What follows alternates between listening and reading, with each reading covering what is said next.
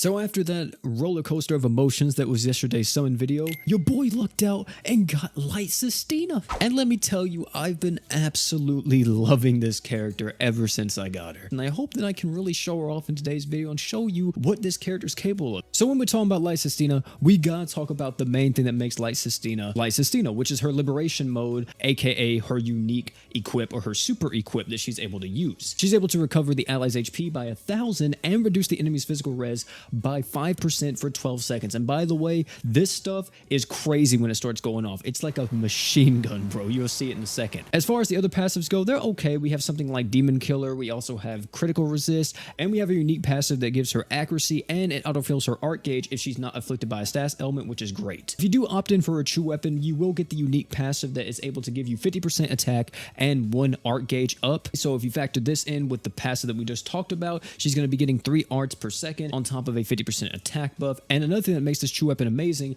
is the fact that she increases her heal amount. We have a skill that's able to increase her own attack by 15%. Her art is able to buff up everyone's physical damage and god units accuracy by 30%, which isn't bad. And then we have her true art that activates liberation mode for 15 seconds, and she's able to reduce the enemy's light and physical res by 35% respectively. Now, one thing to mention is that yes, liberation only lasts for 15 seconds, but this equip is on a 2-second cooldown, and it can be affected by equipment CT, which is wild. I use this alongside Lisa, and you'll see how fast this actually goes. In terms of her equips, I think her equips are just 5-star physical here. Like mentioning before, I think best in slot, you're going to be wanting to go for a true weapon. The true weapon giving her that extra heal amount up is going to be so nice, especially in harder content.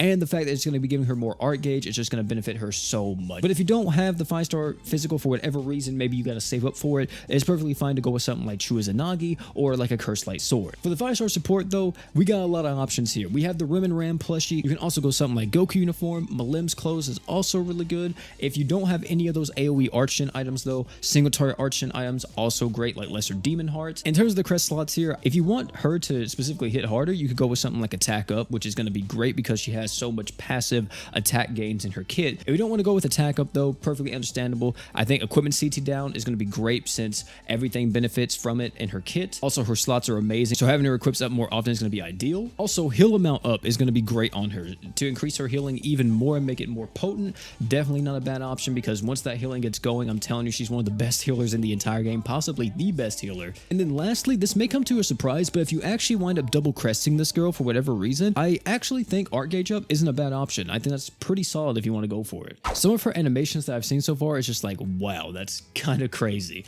So real quick, we have the attack skill here, just a little swipe, nothing wild, right? Just a little, that's it. The skill's just a bunch of hits. I kind of wish that she would dash forward with this. I feel like it's a little bit more impactful if she did dash forward. And then we have the art, pulls out the wings, does a crazy animation just flying around, and then you see the after images all pop up there at the end and just do like a cross slash at the very end. I like that. It looks really cool. And then we have the true art here, and whew, I just love how crazy this is. It's similar to Speedo Sound Sonic, just a character moving that quickly, and the fact that she like powers up to do it. You know, she puts her spear in the air, boom, got the wings out, and then we're just slicing everything, and then she kind of stays there, throws the spear into the ground, crazy explosion. I like this character's animations a lot. I think that the attack and maybe the skill's a little bit lacking, but the art and true art I think definitely makes up for it. I just love the whole flying around, doing damage, going crazy type beat. So I'm going to give this girl probably like an 8. So in terms of what we're going to be taking her up against today, we did kind of spoil it with that little team comp tease right there, but we are going to be trying Vits. I know it's been a while since we tackled this, man, but I saw one of you guys comment this team the other day in my comment section whenever I did the summon video, and somebody was like, you should try Light Cestina against Vits. It's a crazy team comp. It goes so fast. So I was like, you know what? Sounds like a great idea. So this is what we're going to be rocking here. Everybody's equips and everything. You see we got the Emperor, the Lisa, the Miranda, and of course, the Cestina. I will say too, I would highly recommend setting up the auto setting for Light Cestina.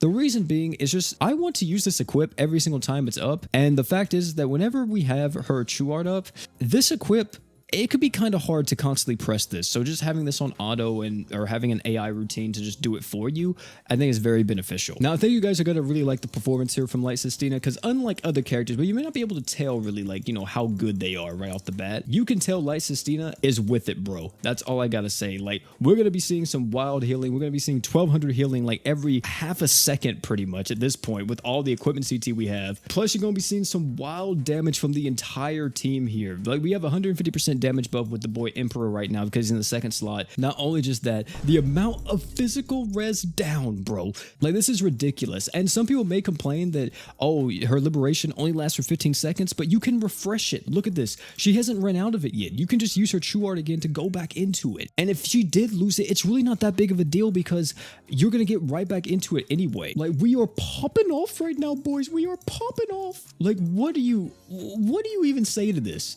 Like, the amount of stuff that's happening right now, the only thing I'll say is that whenever Miranda gets frozen, that's the way I get scared because she usually dies right here. In my few playtests on this, every time Miranda gets frozen, she gets clapped, and I don't like that. But thankfully right there, she actually survived long enough to where she didn't get clapped, and we can heal everybody back up to full with the boy. I mean, it doesn't even matter. It doesn't even matter with Light Cestina. It doesn't even matter. It's already over. This character is so freaking strong.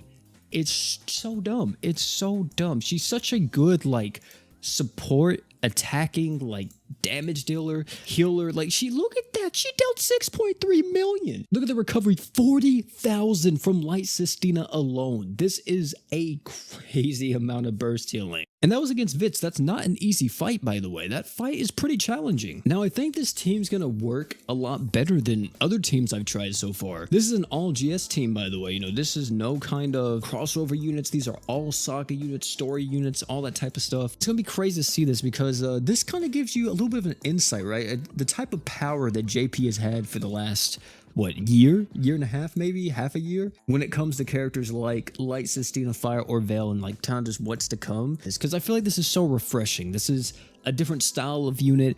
It's not the same, even though, it's technically still kind of is. It's just something so new and it's different, and I like it. I really do. Wait. Light Cestina needs this. Ooh, I was close. I think I saved her. I don't know if she used that res or not. She might have. I hope that oh, okay, she did. So I kind of hope that Emperor holds this targeting, because if he doesn't and Light Cestina steals it from him at the very end here, I'm gonna be really upset. Because what you call it? Oh yeah, we're good. Yeah, that's it. That's the end of it, bro. That is the end of it right there. Like, what, dude, this character, it's really good whenever I see, oh, I didn't even realize, look at her aura effect whenever she's in liberation. That is sick. I will say is that it's really nice whenever we get like a new mechanic and it's not just like a complete and utter failure. Like, for example, when it came to like the new Magia drive stuff, I feel like a lot of people are still kind of split on that, but me myself, I'm not really all for that kind of stuff, especially since there's not really any type of content in the game that's very long form. But a character like this is a character that's able to strive in any type of content. She even works in nukes. This was an auto team I was doing against Ifrit earlier, and this thing works really well. Well, it works well whenever Emilia gets her freeze off. For the most part, this works. A lot of the times, Light Cestina will actually get her True Art here at the end and just go crazy. But let's see if she actually gets the freeze off. We pop off everything. We have Emilia's art, and then we have, look at this. Watch Light Cestina go stupid with the damage. Look at this. Look at this. Look at the deeps, bro. Look at the deeps. Of course, Emperor dealt a lot of that, but hey, Light Cestina did help. That's the thing that matters. She did help. We're putting this character on like a tier list or something. I don't know if I would put her like at the very top of the pack, but she's definitely up there. I've heard a lot of good things about, her other counterpart, Fire or Veil, being insanely strong too. So I'm just really happy that these are two units that are very potent, very strong, and are going to be great even, as time goes on. The thing that's so great about Light Cestina is this is a character that if you get her, she is